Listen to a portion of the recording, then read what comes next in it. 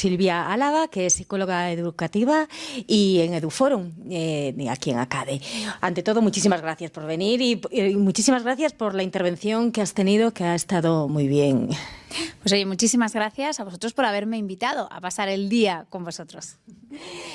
En la intervención, en tu ponencia, en la mesa redonda en la que participasteis, estuvisteis hablando sobre los problemas psicológicos, sobre todo en niños y adolescentes, todo a través de, a partir de la pandemia. Cuéntanos cómo ha afectado a la salud mental de niños y adolescentes esta pandemia.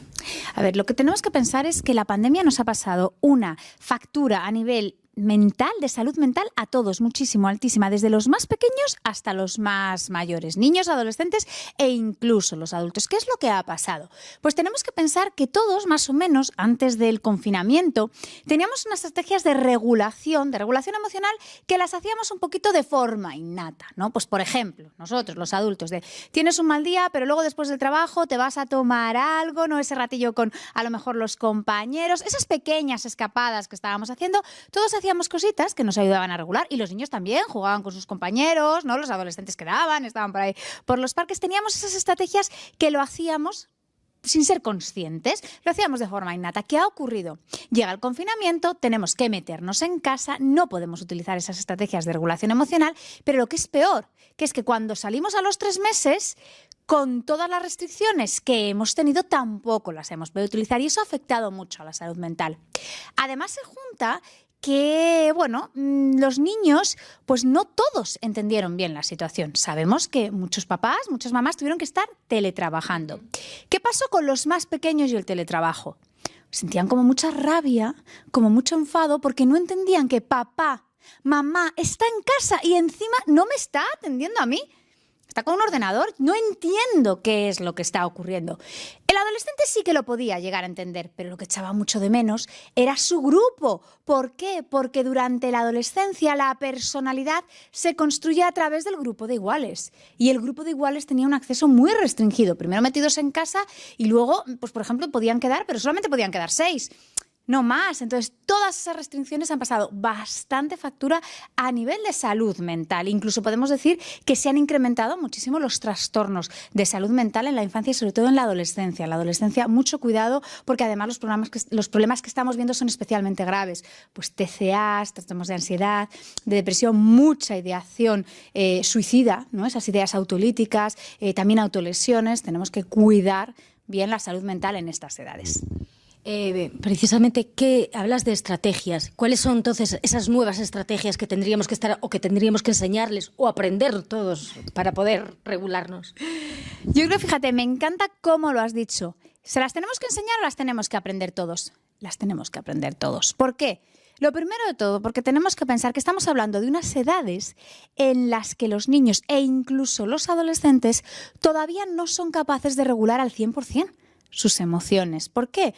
Porque la zona del cerebro que lo regula, que es esta de aquí, que es el lóbulo prefrontal, no termina de madurar hasta en torno a los 25-28 años.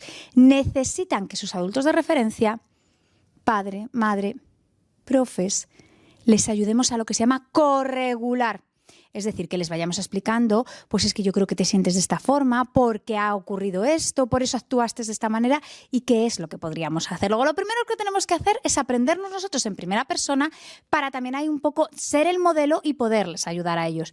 Pero eso no quita que podemos establecer también cómo enseñarles, cómo darles estrategias de regulación emocional.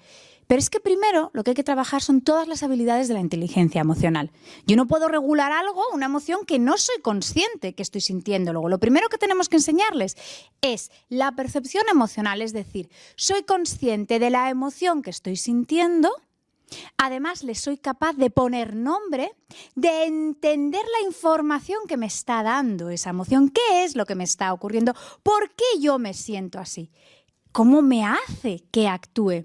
Para luego ya terminar dando esas pequeñas estrategias de regulación, ¿no? Lo que se trata es de aquellas emociones que pueden ser desagradables, cómo las puedo regular para que me interfieran lo mínimo posible y, por supuesto, potenciar las emociones agradables.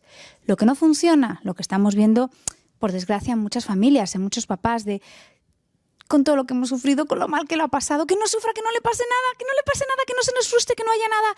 ¿Que ha perdido el juguete? No pasa nada, yo te compro otro, no vayas a sufrir. No, perdona.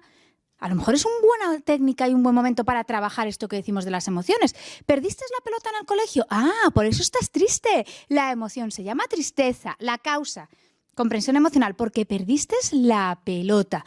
Por eso estás triste, por eso llora. ¿Qué podemos hacer? Pues mañana la vamos a buscar, vas a Juguetes Perdidos, preguntas dónde está. Y si no aparece, la apuntamos o para los Reyes Magos o para tu cumpleaños. Y aprovechamos, ¿no? Dándole otro tipo de estrategias, ¿no? Directamente te lo repongo, estoy poniendo un ejemplo, pero que es muy de vida cotidiana de lo que también ha pasado en muchas familias, ¿no? Esa sobreprotección por evitar que lo pases mal, que al final lo que estoy haciendo es dejarte sin recursos.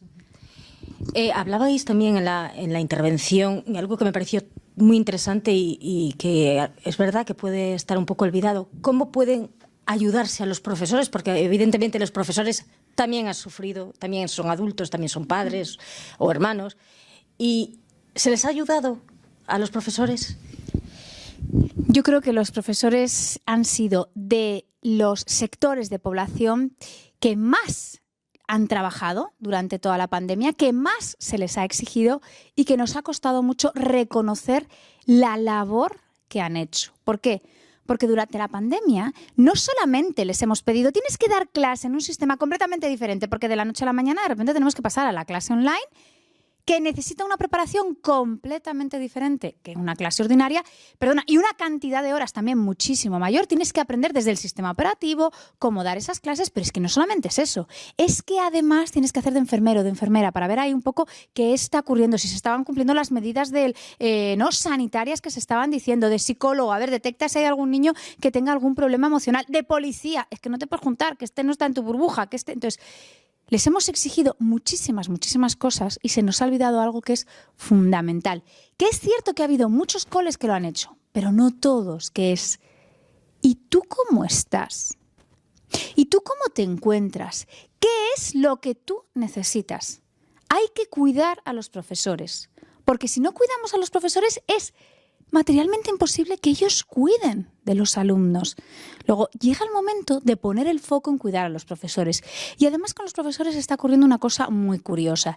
Es cierto que según los datos de la Sociedad Española de Salud Mental, nos dicen que durante el confinamiento, pues el 90%, por ejemplo, tenían dificultades para dormir. Pero ahora lo que nos están diciendo es que el 71% lo que necesitan son estrategias, que les demos ahí herramientas. Y ahora que ya ha pasado, por así decirlo, lo peor, es cuando muchos están cayendo. Y cuando dicen, es que yo ahora ya no puedo más, es que estoy literalmente agotada, es que llevo 2 años haciendo un sobreesfuerzo tal que mi cuerpo ha dicho hasta aquí he llegado, y es muy humano. Entonces, es el momento de cuidar a los docentes. ¿Cómo puede enfrentarse o qué herramientas tendría que poner, por ejemplo, un director de un centro al servicio de sus profesores para poder cuidarlos y para enseñarles? Yo creo que por parte de los directoras de colegio, lo primero de todo es entender. Somos humanos, tenemos emociones, ¿no? Un profesor no es una máquina.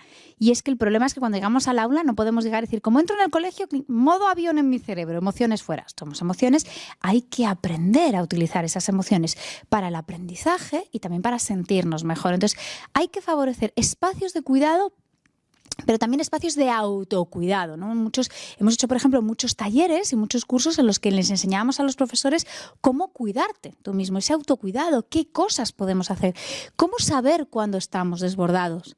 Y sobre todo, importante, ¿puedo pedir ayuda? ¿A quién puedo pedir ayuda? Porque sí que es cierto que puede ser muy enriquecedor saber cuándo me estoy saliendo ya fuera de mi ventana de tolerancia. Pero si una vez que lo sé no recibo ese apoyo, no hay un espacio, es complicado. Sabemos que la red de apoyo, esa red social, por ejemplo, el tener un buen grupo, un buen ambiente en el colegio hace muchísimo. Porque esa red con los compañeros, ¿no?, la que podemos hablar, esos momentos, aunque sea de risas del café, son absolutamente necesarios. Y fíjate que tener una buena red de apoyo es un factor de protección de cara a no desarrollar luego un trastorno a nivel mental. Pero lo que es muy importante en este aspecto es que casi más importante que tener esa red es sentir que la tenemos. Porque si tú la tienes, pero no sientes que la tienes, no funciona. Incluso hay otras personas que sintiendo que la tienen, pues ya con eso, entonces tienen que sentir que desde el equipo de dirección hay un apoyo. ¿Has notado alguna evolución, si se puede decir evolución o cambio, en las emociones desde prepandemia, pandemia, pospandemia? Yo creo que hay una cosa que se nos está olvidando, y es que ahora mucho hablamos de los problemas de salud mental, ¿no? Y de cómo todos estamos a nivel de emociones mucho más irritables, mucho más alterados. Pero lo que ha ocurrido es que la pandemia ha puesto encima de la mesa un problema que ya existía. Antes de la pandemia se estimaba que el 25% de la población tenía un problema de salud mental. Pero estaban invisibilizados, no se estaban viendo. ¿Ahora qué es lo que ha pasado? Que después de la pandemia es cuando los estamos visibilizando. ¿Qué es lo que nos hemos encontrado?